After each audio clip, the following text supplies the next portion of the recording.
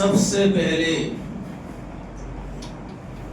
جو بیماری وجود میں آئی وہ ہے حسد کی بیماری۔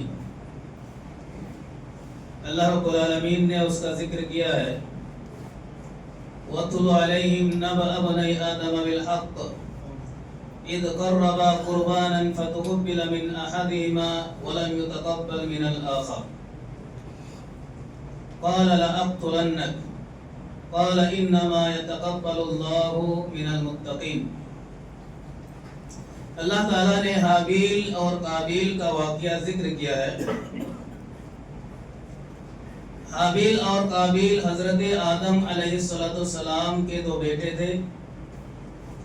اللہ تعالیٰ نے دونوں کو قربانی پیش کرنے کا حکم دیا۔ دونوں نے قربانیاں دی، ایک کی قربانی قبول ہوئی، دوسری کی نہیں ہوئی۔ حابیل کی قربانی قبول ہو گئی، قابیل کی نہیں ہوئی۔ قابیل نے کہا کہ میں تجھے کیا کر دوں گا، قتل کر دوں گا، حسد کی بنیاد پر۔ روئے زمین پر سب سے پہلے قتل کا جو واقعہ پیش آیا اس کی وجہ اور سبب حسد تھا۔ یہ حسد ایک بیماری ہے، سماج و معاشرے کے لیے ناسور ہے، جو سماج و معاشرے کو ہلاک و برباد کر کے رکھ دیتا ہے۔ آج کے جمعے میں انشاءاللہ اس بیماری کے تعلق سے، یہ بیماری ہے کیا اور کیا کیا تباہیاں لاتی ہیں، اور شریعت میں اس کی کیا مذمتیں اور کیا قباحتیں بیان کی گئی ہے، قرآن و سنت کی روشنی میں چند باتیں پیش کرنے کی کوشش کروں گا۔ اللہ رب العالمین سے دعا ہے کہ اللہ تعالی ہمیں اس بیماری سے دور رہنے کی توفیق عطا فرمائے۔ سب سے پہلے ہم سمجھتے ہیں کہ لفظ حسد ہے کیا، حسد کسے کہتے ہیں؟ حسد کہتے ہیں تمنی زوال النعمت عن صاحبها،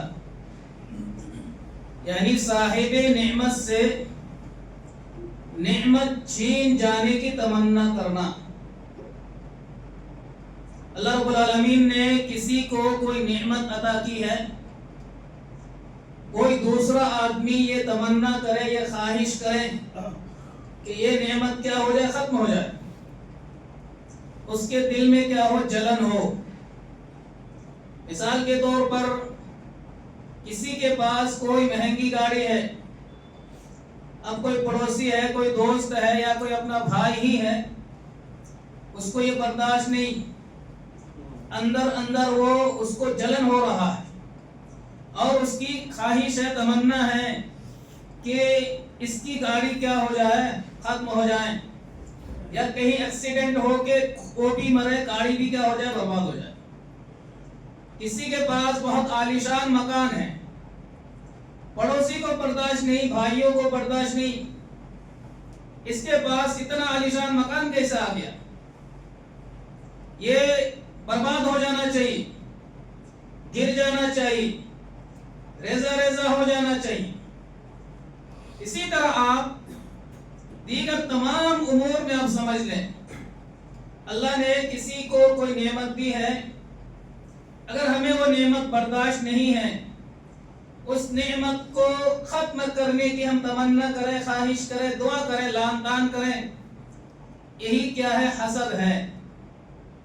لیکن ایک چیز اور ہے کہ کسی کو کوئی نعمت ملی ہے لیکن آپ بھی یہ تمنا کر رہے ہیں کہ اللہ رب العالمین تو نے جو اس کو نعمت عطا کی ہے، اس جیسی نعمت مجھے بھی عطا کر دے، اس کے پاس بے شمار علم ہے، مجھے بھی ایسا عالم بنا دے، اس کے پاس بنگلہ ہے، گاڑیاں ہیں، بڑی تجارت ہے، وسیع پیمانے پر اس کی تجارت چل رہی ہے، کاروبار چل رہا ہے، اللہ تعالیٰ مجھے بھی یہ چیزیں عطا کر دیں، تو اس میں کوئی قباحت نہیں ہے۔ اس کو رشک کہا جاتا ہے، غدہ کہا جاتا ہے، یعنی آپ دوسرے بھائیوں کی نعمتوں کو ختم ہونے کا، ضائع ہونے کا آپ تمنا نہیں کر رہے ہیں، بلکہ اس جیسا آپ بھی بننے کی کوشش کر رہے ہیں، اس جیسی نعمتوں کی آپ بھی تمنا کر رہے کہ آپ کو مل جائے، تو شرعاً اس میں کوئی قباحت نہیں ہے۔ حسد ایک ایسی بیماری ہے جو انسان کی دنیا اور آخرت دونوں تباہ کر کے رکھ دیتی ہے۔ حسد کے سلسلے میں اللہ رب العالمین نے قرآن کریم کے اندر بیان فرمایا، ام یحسدون الناس علی ما آتاہم اللہ من فضلہ، کہ یہ لوگ حسد کرتے ہیں اس بات پر، کون لوگ؟ یہود و نصارہ، کہ یہود و نصارہ اس بات پر حسد کرتے ہیں مسلمانوں سے، صحابہ کرام سے، اللہ کے نبی سے، کہ ان کو کوئی فضل مل گیا ہے، اللہ کی طرف سے کوئی نعمت مل گئی ہے، یعنی اللہ رب العالمین نے اللہ کے نبی کو، صحابہ کرام کو قیادت و سیادت عطا فرمائی تھی۔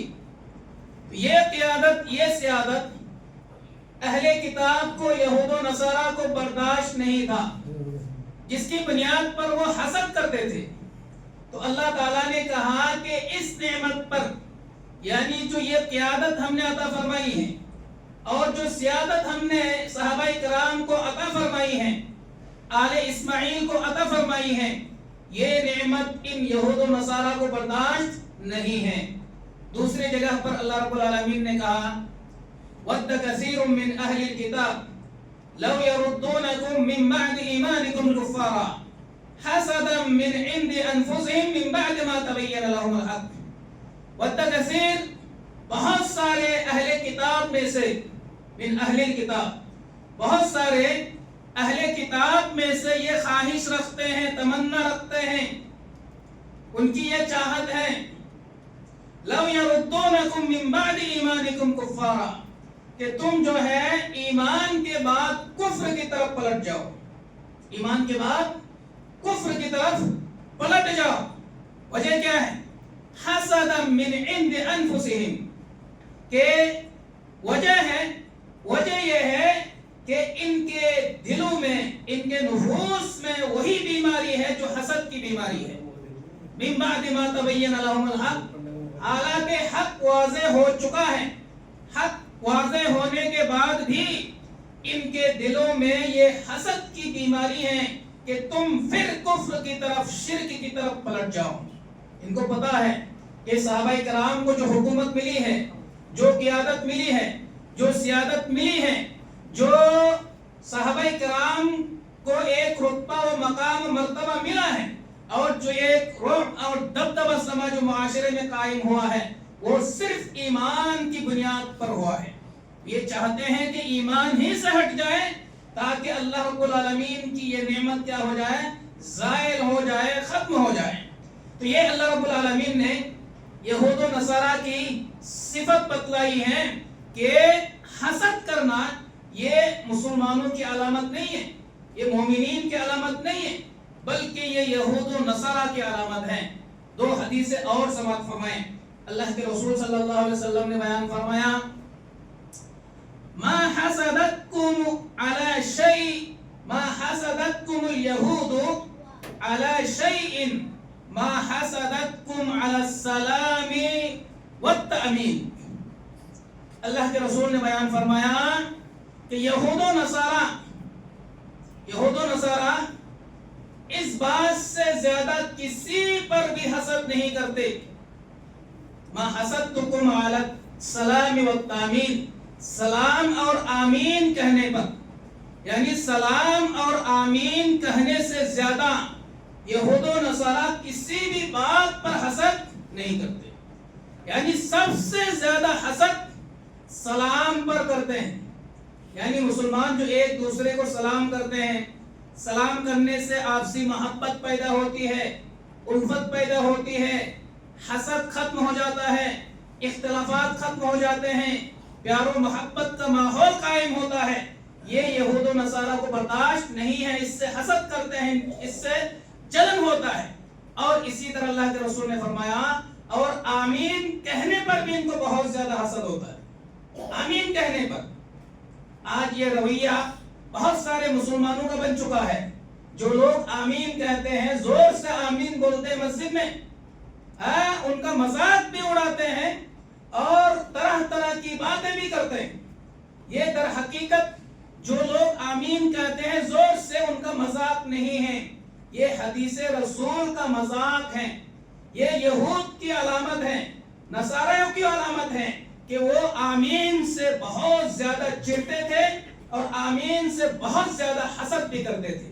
دوسری حدیث کے اندر اللہ کے رسول صلی اللہ علیہ وسلم نے بیان فرمایا کہ انہم لم یحسدوا علی شیء، انہم لم یحسدوا علی شیء، کہ یہ یہود و نصارہ حسد نہیں کرتے تھے، کما حسدونا علی الجمعۃ التي هدانا اللہ لہا وضلوا عنہا، کہ یہ یہود و نصارہ حسد نہیں کرتے تھے مگر جمعہ سے بہت حسد کرتے تھے، جمعہ کے دن سے، جمعہ کے خطبے سے، کہ جس کی ہدایت ہمیں اللہ رب العالمین نے عطا فرمائی، اور اس جمعے سے یہ یہود و نصارہ گمراہ ہو گئے، یعنی انہیں جمعہ نصیب نہیں ہوئی۔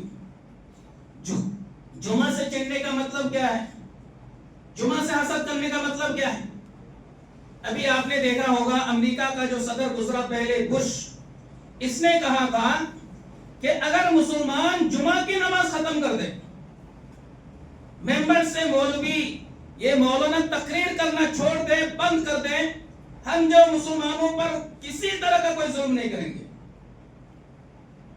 اب جمعہ کی اہمیت، فضیلت کیا ہے؟ ایک یہودی، ایک ظالم بادشاہ کو بھی پتا ہے کہ اس جمعے کی کیا اہمیت ہے، اس ممبر کی کیا اہمیت ہے۔ اللہ کے رسول صلی اللہ علیہ وسلم نے جو ممبر قائم کیا ہے، کیوں قائم کیا ہے؟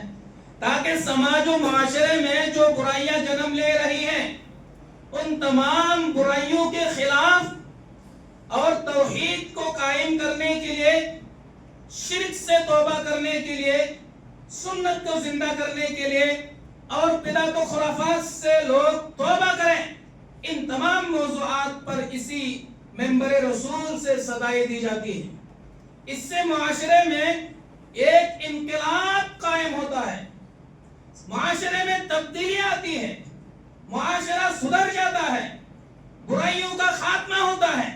اب یہ یہود و نصارہ یہ نہیں چاہتے ہیں کہ سماج سے برائیاں ختم ہو، سماج و معاشرے سے عریانیت ختم ہو جائیں، سماج و معاشرے سے شرک کا خاتمہ ہو، کفر کا خاتمہ ہو، بدعات کا خاتمہ ہو، خرافات کا خاتمہ ہو۔ یہ یہود و نصارہ کی چاہت نہیں ہے۔ اسی لیے یہود نصارہ جمعہ کی نماز سے، جمعہ کے خطبے سے، جمعہ کے دن سے بہت زیادہ حسد کرتے تھے اور بہت زیادہ چڑھتے بھی تھے، بہت زیادہ چڑھتے بھی تھے۔ اس حدیث کے اندر اس کی طرف اشارہ کیا گیا، اور اسی طرح چڑھتے تھے کس سے؟ کہ وَالْقِبْلَةِ الَّتِي هَدَانَ اللَّهُ لَهَا وَضَلُّوا عَنْهَا، اور یہود و نصارہ چڑھتے ہیں اس قبلے سے جس قبلے کی ہمیں اللہ رب العالمین نے ہدایت عطا فرمائی، اور یہ اس سے محروم ہو گئے، گمراہ ہو گئے۔ مسلمانوں کا جو قبلہ ہے، قبلۃ المسلمین ہے، خانہ کعبہ ہے، اس سے یہود و نصارہ بہت زیادہ چڑھتے ہیں۔ کیوں؟ کیونکہ تمام مسلمانوں کا قبلہ کیا ہے؟ ایک ہے۔ جتنے مسلمان ہیں، سارے مسلمان اپنا چہرہ کعبہ کی طرف کر کے نماز پڑھتے ہیں، تو یہ ایک اتحاد کی دلیل ہے۔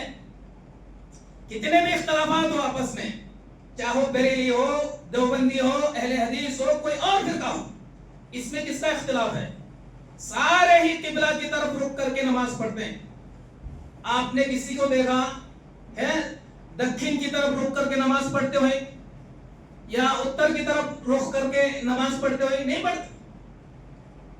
مسلمان آپس میں بٹے ہوئے ہیں، اس کے باوجود بھی سب کا قبلہ کیا ہے؟ ایک۔ جب سب کا قبلہ ایک ہے تو ایک ہونا یہ اتحاد کی دلیل ہے، اور یہ اتحاد یہود و نصارہ کے لیے کیا ہے؟ زہر ہے۔ وہ یہ نہیں چاہتے کہ مسلمانوں کے درمیان اتحاد ہو.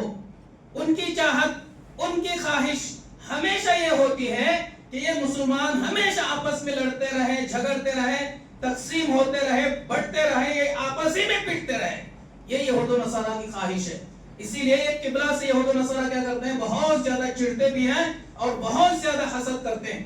اسی طرح آگے اللہ کے رسول صلی اللہ علیہ وسلم نے فرمایا کہ وَعَلَى قَوْلِنَا خَلْفَ الْإِمَامِ آمین. اور اسی طرح یہود و نصارہ ہمارے اس آمین کہنے سے، یعنی امام کے پیچھے، خلف الامام، خلف الامام کا لفظ ہے، یعنی امام کے پیچھے آمین کہنے سے بھی یہود و نصارہ بہت زیادہ حسد کرتے ہیں اور بہت زیادہ چڑھتے ہیں. اب اس سے کیا نسبت ہے؟ جب ایک ساتھ مسلمان آمین کہتے ہیں، ایک ساتھ کسی بات پر زور دینا، ایک ساتھ کہنا، یہ بھی اتحاد کی دلیل ہے. اس میں کوئی اختلاف نہیں کر رہا ہے. آپس میں سارے ایک ساتھ آمین کہہ رہے ہیں، زور سے کہہ رہے ہیں. اس سے کیا ہوتا ہے؟ سماج و معاشرے میں مسلمانوں کا ایک رعب قائم ہوتا ہے اور غیر مسلمین کے اندر ایک خوف اور دبدبہ قائم ہو جاتا ہے، خوف کے حالات و ماحول پیدا ہوتا ہے. تو اس سے بھی یہود و نصارہ بہت زیادہ چڑھتے تھے. تو آپ آمین کہنے پر، کسی نے زور سے آمین کہا، اللہ کے رسول صلی اللہ علیہ وسلم کی سنت پر عمل کیا، آپ بھی تحقیق کریں، آپ بھی غور کریں کہ ان کا عمل درست ہے یا نہیں ہے. اگر حدیث صحیح ہے، صحیح حدیث پر عمل کر رہے ہیں تو آپ بھی عمل کرنا شروع کر دیں. کسی کا مذاق نہ اڑائیں اور حسد نہ کریں صرف آمین کہنے پر.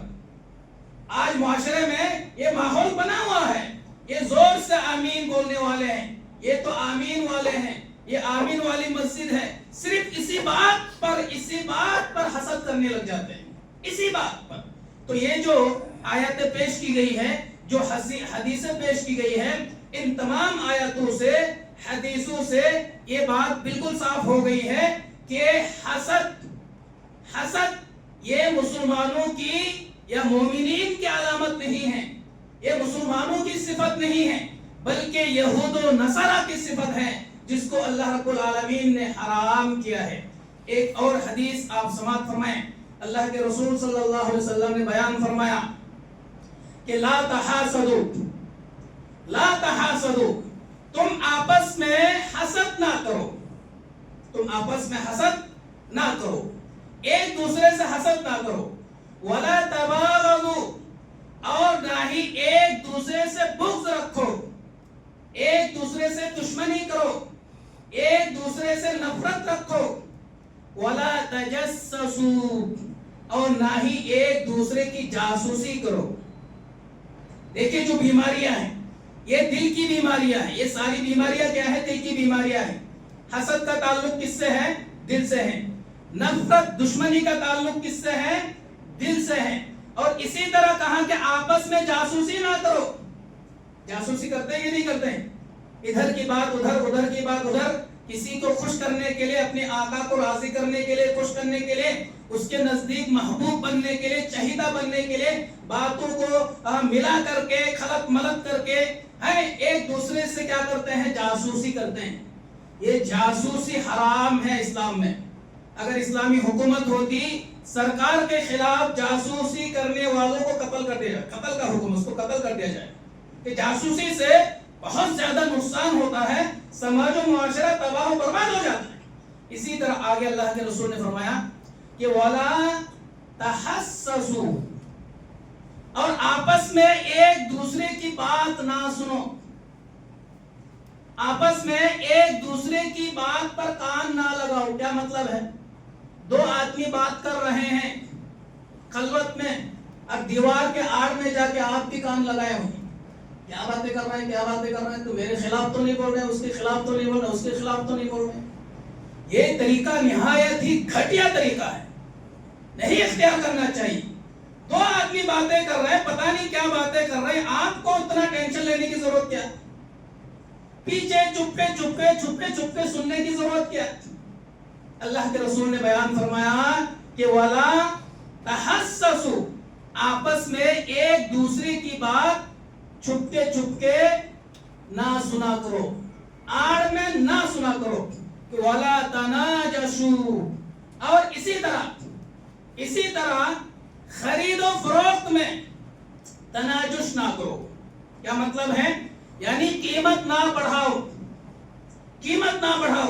جو مارکیٹ ہے، جو ریٹ ہیں، بہت سارے لوگ ایسے ہوتے ہیں کہ ان کو خریدنا نہیں ہوتا ہے، بیچ میں وہ ایجنٹ بنتے ہیں، دلالی کا کام کرتے ہیں. وہ کیا کرتے ہیں؟ ان کو خریدنا نہیں ہے بلکہ جھوٹی قیمت لگاتا ہے. اگر 10,000 کا مال ہے، آ کے بولتا ہے 20,000 دوں گا. پھر دوسرا تیسرا آ کے بولتا ہے 30,000 دے دوں گا. پھر چوتھا آ کے بولتا ہے 40,000 دے دوں گا، حالانکہ اس کو خریدنا نہیں ہے. اب جو خریدنے والا ہے وہ سامنے ہے، کوئی دوسرا ہے. اب جب وہ دیکھ رہا ہے کہ یہ آدمی اتنی قیمت لگا رہا، 40 تک لگا دیا اس نے، پھر وہ کیا بول دیتا ہے 50,000 دوں گا. تو جس نے قیمت بڑھایا اس کی نیت میں ذرہ برابر چیز خریدنا ہی نہیں ہے، اس کو صرف قیمت بڑھانا ہے، قیمت بڑھا کے چھوڑ دینا ہے. تو یہ دھوکا ہے. یہ کیا ہے؟ دھوکا ہے. اللہ کے رسول نے بیان فرمایا من غش فلیس منا، جس نے دھوکا دیا وہ مسلمان نہیں ہو سکتا ہے، یہ مسلمانوں کا طریقہ ہی نہیں ہو سکتا ہے. تو اللہ کے رسول نے بیان فرمایا کہ آپس میں قیمت نہ بڑھاؤ. جو بزنس کرتے ہیں، تجارت کرتے ہیں، ان کو اس اصول سے اچھی طرح واقف کاری ہے. اس سے کتنا نقصان ہوتا ہے، کتنا دھوکا ہوتا ہے، قیمت بڑھ جاتی ہے، ریٹ بڑھ جاتا ہے، ایک دوسرے کا بہت زیادہ نقصان ہوتا ہے. اب جو دیکھیے اس حدیث میں اللہ کے رسول صلی اللہ علیہ وسلم نے 5 بیماریوں کا نام ذکر کیا ہے. ایک ہے حسد کی بیماری، اور ایک ہے نفرت، بغض اور کینہ کی بیماری، دشمنی کی بیماری، اور ایک ہے جاسوسی کی بیماری، اور ایک ہے ایک دوسرے کی بات چھپ کے سننے کی بیماری، اور ایک بیماری ہے کہ قیمت بڑھانے کی بیماری، بھاؤ تاؤ بڑھا دینا مارکیٹ میں. یہ جو 5 تعلیمات ہیں، اگر اسی حدیث کو معاشرے میں لاگو کر دیا جائے، مسلمان صرف اس حدیث پر عمل کر لیں، آپ دیکھیں کہ معاشرے سے اختلافات کیسے دور ہوتے ہیں، کیسا معاشرہ ہمارا بنتا ہے، کس قدر پیار و محبت کا معاشرہ ہمارا بنے گا جس کا آپ تصور اور اندازہ بھی نہیں کر سکتے. تو ہم آج مسلمان اللہ کے رسول صلی اللہ علیہ وسلم کی تعلیمات پر عمل کہاں کرتے ہیں، حدیثوں کو لاگو کہاں کرتے ہیں، نافذ کہاں کرتے ہیں؟ یہ ساری بیماریاں، اخلاقی بیماریاں، دل کی بیماریاں، یہ ساری چیزیں ہمارے اندر موجود ہیں، جن بیماریوں کی نسبت اللہ کے رسول صلی اللہ علیہ وسلم نے یہود و نصارہ کی طرف کی ہے. ہمیں ان بیماریوں سے بچنا چاہیے. اور ایک بہت مشہور حدیث اللہ کے رسول صلی اللہ علیہ وسلم نے بیان فرمایا دب الیکم داء الامم قبلکم. اللہ کے رسول نے بیان فرمایا کہ مجھے ڈر ہے، خوف ہے کہ تمہیں پہلی امتوں کی بیماری آ کر گھیر لے گی. پہلی امتوں میں جو بیماریاں تھی وہ بیماریاں بھی تمہارے اندر آ جائے گی. کیا فرمایا؟ الحسد والبغضاء، کہ وہ بیماریاں کیا ہیں؟ حسد اور دشمنی کی بیماری، حسد اور دشمنی، کینہ کی بیماری. یہ بیماری پہلی امتوں میں بہت چلی، جس کی وجہ سے وہ امت ہلاک و برباد ہو کر رہ گئی. اللہ کے رسول نے فرمایا کہ میں یہ نہیں کہتا کہ یہ ایک ایسی بیماری ہے، لا اقول تحلیق الشعر، میں یہ نہیں کہتا کہ اس بیماری سے بالوں کا صفایا ہو جاتا ہے. یہ جو بال ہے، جسم کے جو بال ہیں، ان بالوں کی صفائی ہو جاتی ہے، میں یہ نہیں کہتا اس بیماری سے. ولیکن تحلیق الدین، لیکن اس بیماری سے دین کا صفایا ہو جاتا ہے، بیماری سے دین کا صفائی ہو جاتا ہے. یعنی اس کے اندر سے دین بالکل ختم ہو جاتا ہے. دین نام کی کوئی چیز رہتی نہیں اگر حسد اور کینہ، نفرت اور دشمنی انسان کے دلوں میں آ جائے. ایک اور حدیث میں اللہ کے رسول نے فرمایا کہ لا یجتمعان الایمان والحسد. اللہ کے رسول نے فرمایا کہ دو چیزیں ایک ساتھ نہیں ہو سکتی. آپ غور فرمائیں، حدیث بہت چھوٹی، صرف 2 لفظ ہے. اللہ کے رسول نے فرمایا کہ دو چیزیں ایک ساتھ نہیں ہو سکتی ہے. الایمان والحسد، کہ ایمان اور حسد ایک ساتھ نہیں ہو سکتے. خود اندازہ لگائیں، یعنی جس کے اندر ایمان ہے اس کے اندر حسد نہیں، اور جس کے اندر حسد ہے اس کے اندر ایمان نہیں. دونوں متضاد چیز ہے، الٹی چیز ہے. اگر مومن ہے تو حاسد نہیں، حسد کرنے والا نہیں. اگر حاسد ہے تو مومن نہیں. آپ ذرا سوچیں، غور کریں، ہم کدھر جا رہے ہیں؟ ہمارے دل کتنے گندے ہو چکے ہیں کہ حسد، کینہ، کپٹ جیسی بد اخلاقی اور دل کی بیماریوں کو لے کر ہم زندگی بسر کر رہے ہیں، زندگی گزار رہے ہیں. اللہ کے رسول نے فرمایا کہ لا یزال الناس بخیر، لا یزال الناس بخیر ما لم یتحاسدوا، کہ لوگ ہمیشہ خیر میں رہیں گے، لوگ ہمیشہ خیر میں رہیں گے جب تک وہ آپس میں حسد نہیں کریں گے. جب تک حسد نہیں کریں گے لوگ ہمیشہ خیر میں رہیں گے، خیر خواہی میں رہیں گے. ان کی ہر چیز میں خیر ہوگا، مال میں خیر ہوگا، تجارت میں خیر ہوگا، فیملی میں خیر ہوگا، گھر میں خیر ہوگا، نفس کے اندر خیر ہوگا، ہر چیز میں خیر ہی خیر ہے. حسد کرنے سے انسان کو ملتا کچھ بھی نہیں. یہ ہماری بیوقوفی ہے، حماقت ہے، جہالت ہے. آپ ذرا خود سوچئے، جس کو جو چیز ملنی ہے وہ مل جائے گی، جس کو جو چیز ملنی ہے وہ ملے گی. آپ کتنا حسد کریں، کتنا جلن آپ کے دل میں ہو، کتنی آپ کوشش کر لیں، اللہ جسے کوئی چیز دینا ہو وہ دے کر رہے گا. آپ حدیث سماعت فرمائیں، اللہ کے رسول نے کیا فرمایا؟ مسلم کی حدیث، یہ حدیث یہاں لکھی ہوئی دعا ہے، اللہم لا مانع لما اعطیت ولا معطی لما منعت. یہ دعائیں معصور میں سے فرض نماز کے بعد اللہ کے رسول پڑھا کرتے تھے کہ اللہم لا مانع لما اعطیت، اے اللہ تو جس چیز کو عطا کرتا ہے دنیا کی کوئی طاقت روک نہیں سکتی، ولا معطی لما منعت، اور جس چیز سے روک دیتا ہے پوری دنیا وہ چیز عطا نہیں کر سکتی. اس حدیث پر ہمارا ایمان و عقیدہ ہے یا نہیں ہے؟ کوئی کسی کے پاس رزق بہت زیادہ ہے، کاروبار ہے، تجارت ہے، وسیع پیمانے پر کما رہا ہے. اللہ نے کہا ان اللہ یبسط الرزق لمن یشاء ویقدر، اللہ تعالیٰ جسے چاہتا ہے رزق وسیع پیمانے پر عطا کر دیتا ہے، ویقدر، اور جسے چاہتا ہے رزق تنگ کر دیتا ہے، کم کر دیتا ہے. یہ اللہ کی مشیت میں ہے. تو اللہ تو دے کر رہے گا. انسان کی تخلیق سے 50,000 سال پہلے، یہ ہماری تخلیق نہیں، حضرت آدم ابن آدم کی تخلیق سے 50,000 سال پہلے اللہ رب العالمین نے انسانوں کی قسمت لکھ دی ہے. اس میں رزق کا بھی تذکرہ ہے. اس کو کتنی رزق ملے گی، کہاں سے ملے گی، کیسے ملے گی. پھر یہ حسد کر کے فائدہ کیا؟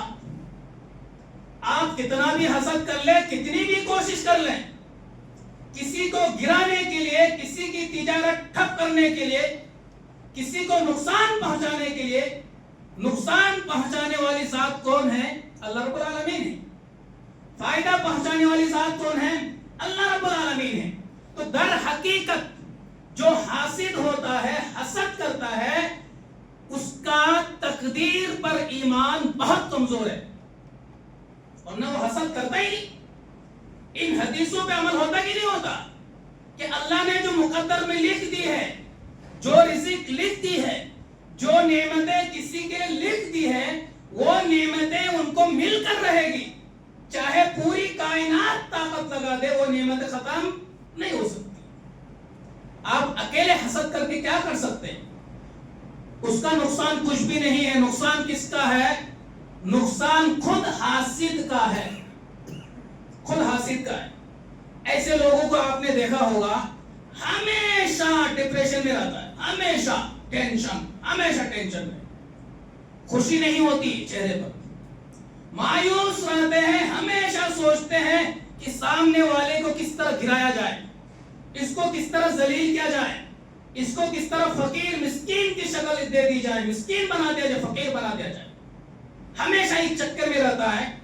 ایک تو خود ٹینشن میں رہتا ہے، اس کا ٹائم برباد ہوتا ہے، اس کی تجارت میں اتنا نقصان ہوتا ہے کہ جو ٹائم، جو وقت اپنی تجارت میں دینی چاہیے تھی، وہ سارا ٹائم جو ہے کسی کی نعمت کو ضائع کرنے کے لیے دے رہا۔ نقصان کس کا ہے؟ نقصان آپ پہنچا ہی نہیں سکتے۔ وقتی طور پر اگر آپ نے کسی کو کوئی نقصان پہنچا بھی دیا، آپ یہ مت سمجھے کہ آپ کامیاب ہو گئے، نہیں نقصان ہوتا۔ اللہ رب العالمین کوئی دوسرا راستہ اس کو دے گا کہ اس سے کہیں زیادہ عطا کر دے گا، آپ کو تصور اور گمان بھی نہیں ہو سکتا۔ تو یہ حسد کرنے سے انسان خود ہلاک ہو جاتا ہے، اس کے کاروبار میں، اس کی تجارت میں، اس کی فیملی میں، اس کے معاملات میں حسد کا بہت برا اثر پڑتا ہے، جس کی وجہ سے خود ہلاک و برباد ہوتا ہے، اور جس سے وہ حسد کر رہا ہے اس کا کچھ بھی بگڑتا نہیں ہے۔ تو اس بیماری سے ہمیں دور رہنے کی ضرورت ہے۔ اللہ کے رسول صلی اللہ علیہ وسلم کی جو یہ تعلیمات ہیں، دل کی جو بیماریاں ہیں، حسد کی، کینہ کی، کپٹ کی، تجسس کی، جاسوسی کی، غیبت چغلخوری کی، اور بھی جو طرح طرح کی بیماریاں ہیں، ان تمام بیماریوں سے رہنے کی ہمیں سخت ضرورت ہے۔ اللہ نے کسی کو کسی بھی حیثیت سے رتبہ دیا ہو، نعمت دی ہو، کوئی کسی بھی ذمہ داری پر عائد ہو، اللہ نے عطا کیا ہے۔ اگر کسی نے ذمہ دار بنایا، کسی کو سماج و معاشرے نے ذمہ دار بنایا، وہ اللہ کی توفیق سے بنایا، اللہ کی نعمت ہے۔ آپ کی کوشش سے، آپ کے حسد کرنے سے کسی کا کوئی رتبہ گرنے والا نہیں، کسی کا کوئی مقام گرنے والا نہیں، کسی کی کوئی رزق میں کوئی کمی آنے والے نہیں، کسی کا کوئی نقصان ہونے والا نہیں، نقصان آپ کا ہوگا۔ اللہ کے رسول نے واضح انداز میں ایک حدیث کے اندر بیان فرمایا، ایاکم والحسد، اے لوگو حسد کرنے سے بچو، فإن الحسد یأکل الحسنات، کہ حسد جو ہے نیکیوں کو کھا جاتا ہے۔ کیسے کھاتا ہے؟ کما تأکل النار الحطب، جیسے آگ لکڑی کو کھا جاتی ہے۔ اللہ کے رسول نے مثال دی ہے، آپ کسی لکڑی پر آگ لگا دیجئے، لکڑی کی کیا حالت ہوگی؟ لکڑی سے وہ راکھ بن جاتی ہے، ریزہ ریزہ ہو جاتی ہے، معلوم سے نامعلوم ہو جاتی ہے، معروف سے مجہول ہو جاتی ہے۔ اس لکڑی کی کوئی حیثیت نہیں۔ جس لکڑی کو آپ نے خریدا تھا، خرید کر لایا تھا، راکھ بننے کے بعد آپ خریدیں گے یا کوئی دوسرا خریدا گا؟ اس کی حیثیت کیا بنے گی؟ بالکل حیثیت کیا؟ ختم۔ تو جیسے آگ جو ہے لکڑی کی حیثیت کو ختم کر دیتی ہے، لکڑی کو کھا جاتی ہے، ایسے ہی حسد جو ہے تمام نیکیوں کو کھا جاتی ہے۔ کتنی اہم حدیث ہے، غور فکر کرنے کی ضرورت ہے۔ ہم نیکیاں کر رہے ہیں، صدقہ خیرات کر رہے ہیں، سب کچھ کر رہے ہیں، ساتھ ساتھ حسد بھی کر رہے ہیں، تو یہ حسد جو ہے تمام اعمال کے برباد کا سبب بھی بن سکتا ہے۔ اللہ رب العالمین سے توبہ کریں، آپ اپنے دلوں کو صاف ستھرا کریں، اپنے دل کو بالکل پاک کریں۔ اسی لیے اللہ کے رسول نے فرمایا تھا، انسان کے جسم میں بہت سارے اعضاء ہیں، ان میں ایک عضو بہت اہم ہے، اگر وہ ٹھیک ہے، اللہ وہو القلب، اللہ کے رسول نے فرمایا جان لو کہ وہ دل ہے، اگر دل ٹھیک ہے تو انسان کے سارے اعضاء ٹھیک ہیں، درست ہے. اگر دل صحیح نہیں ہے، دل ٹھیک نہیں ہے تو اس کے سارے اعضاء کیا ہے؟ بیکار ہے، برباد ہے، بیمار ہے. دل ٹھیک ہونے کا مطلب کیا ہے؟ ٹھیک دل وہ ہے جس دل میں حسد نہ ہو، کینہ نہ ہو، دشمنی نہ ہو، نفرت نہ ہو، تجسس نہ ہو، جاسوسی نہ ہو، غیبت نہ ہو، چغلخوری نہ ہو، ایک دوسرے کو گرانے کا جذبہ، محبت جس کے دل میں نہ ہو. یہ ہے دل پاک صاف ستھرا، یہ دل ہوتا ہے. ٹائم ختم ہو چکا ہے. اللہ رب العالمین سے دعا کرتا ہوں کہ اللہ رب العالمین تمام مسلمانوں کے دل پاک و صاف کر دیں، نفاقت سے دور کر دیں، اور ایک دوسرے سے محبت کرنے کی توفیق عطا فرما، اور ایک دوسرے کی نعمتوں پر خوشی کا اظہار کرنے کی توفیق عطا فرما. آمین یا رب العالمین. وما علینا الا البلاغ.